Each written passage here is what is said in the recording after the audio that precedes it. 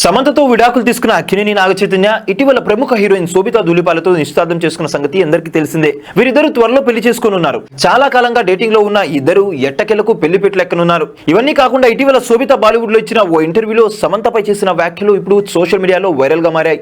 పూర్తిగా వివరాల్లోకి వెళ్తే బాలీవుడ్ లో రణ్వీర్ సింగ్ హీరోగా డాన్ 3 చిత్రం రూపొందుతున్న సంగతి తెలిసిందే. ఈ సినిమాలో కియారా అద్వానీ హీరోయిన్ గా నటిస్తుంది. షారుఖ్ ఖాన్ నటించిన డాన్ 2 చిత్రాలకు సీక్వెల్ ఈ డాన్ 3. అయితే ఈ సినిమాలో ఓ సన్నివేశంలో ఐటమ్ సాంగ్ వస్తుంది.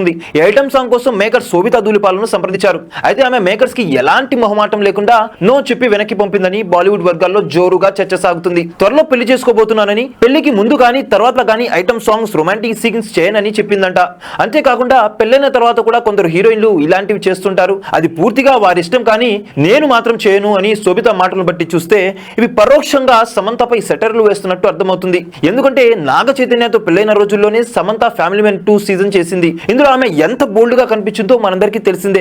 నాగ చైతన్యతో విడాకుల తర్వాత పుష్ప సినిమాలో ఐటమ్ సాంగ్ కూడా చేసింది. అయితే శోభిత మాటలు పరోక్షంగా సమంతను ఉద్దేశించినవే అని సోషల్ మీడియాలో నెటిజన్లు అయితే మాట్లాడుకుంటున్నారు. ప్రస్తుతం శోభిత చేతిలో 2 బాలీవుడ్ సినిమాలు ఉన్నాయి. ఈ 2 సినిమాలు పూర్తి కాగానే నాగ చైతన్యతో పెళ్లికి రెడీ అవుతుంది శోభిత ధూళిపాల. చూసారు కదా గైస్, మరిన్ని ఇలాంటి క్రేజీ అప్డేట్స్ కోసం చూస్తూనే ఉండండి మా ఛానల్.